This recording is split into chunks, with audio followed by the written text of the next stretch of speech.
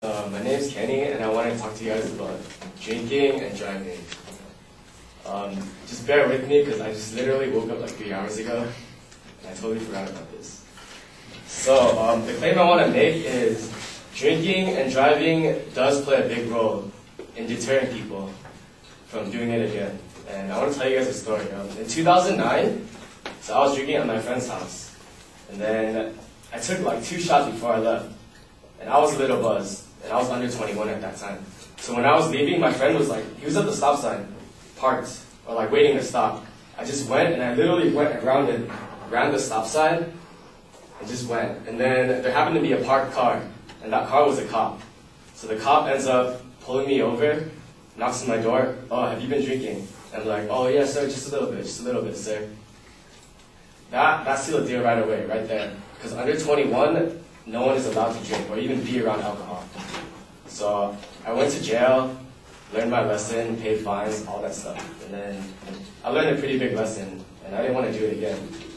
So 2 months ago, I'm drinking in Roland. I'm drinking at my big sister's house, and then I drink for like the whole day. At the end, when I'm trying to leave, I drive off, and I'm pretty messed up. I drive off for like 4 minutes, and then I fear to myself, "Oh shit, I'm pretty messed up right now. I should pull over and sleep because I'll probably get into an accident." So I pull over and I sleep, and then 2 hours later, a lady comes knocking at my door.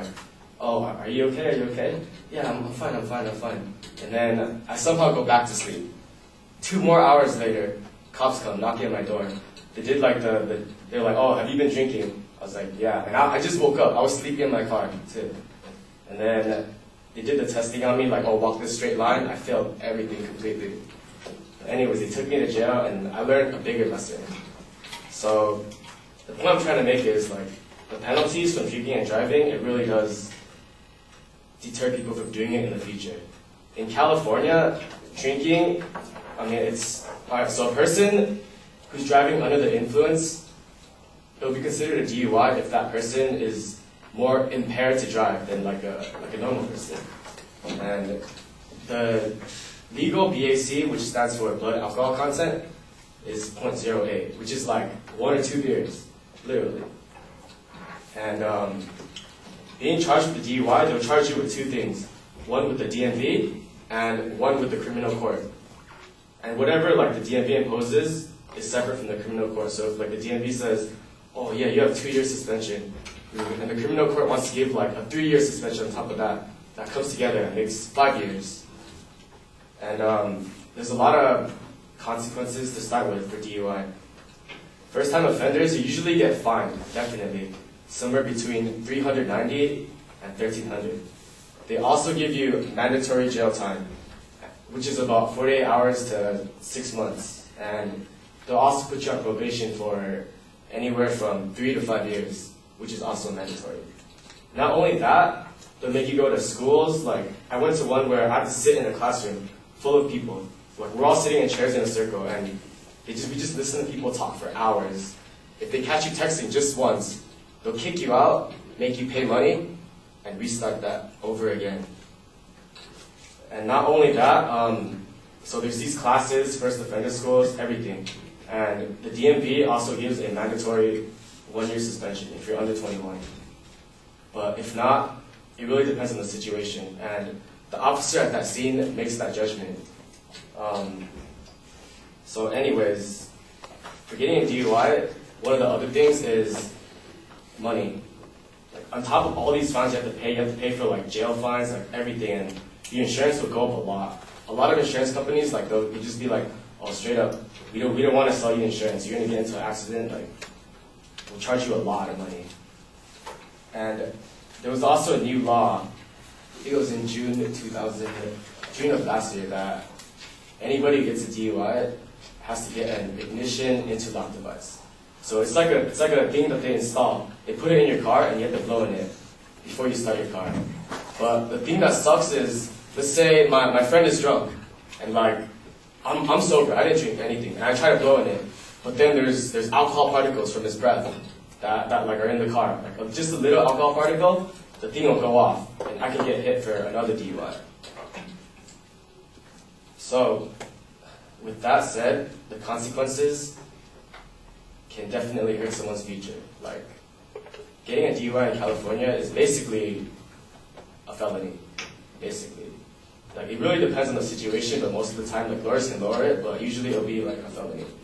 And like, with that, like, they'll take away your license, you have to work hard to get it back, you have to wait like a year's suspension, file for proof of insurance, which is very hard because no one will sell you insurance, either way.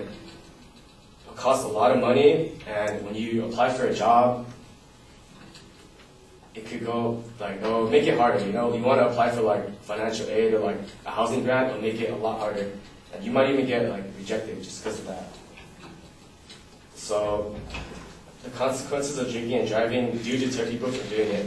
And I have statistics from the ADP, which is the California Department of Alcohol and Drug Programs, that show that there's been improvement. Like, for example, since last year,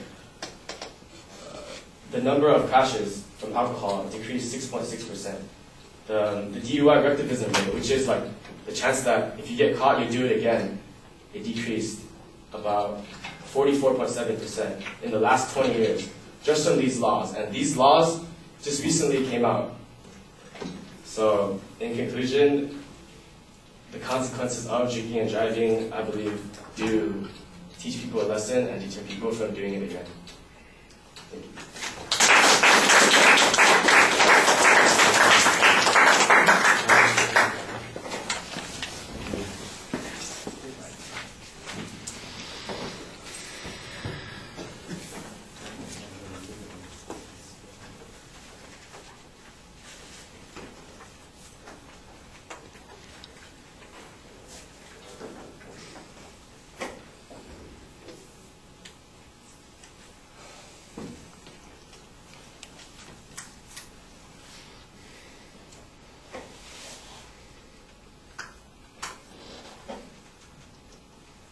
When you said you just woke up 3 hours ago, is that because you've been drinking?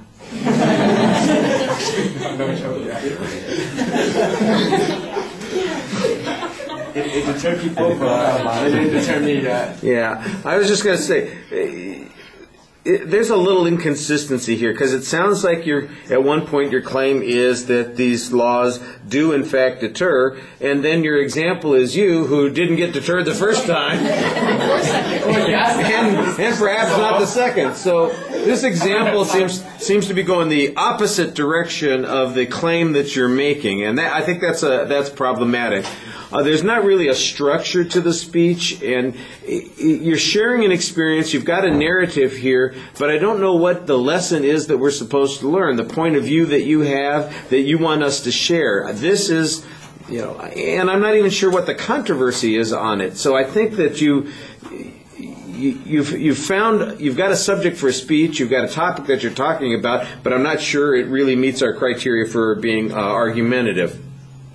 All of the evidence is personal example and narrative. Now, you do have a couple of 3 pieces of factual data. You've got the BAC, you've got some statistic that you mentioned at the end about how with this new improvements that there has been a drop of 24%. So it's not consistently cited or clearly explained, but you had a little bit of something there that you're trying to make a point with.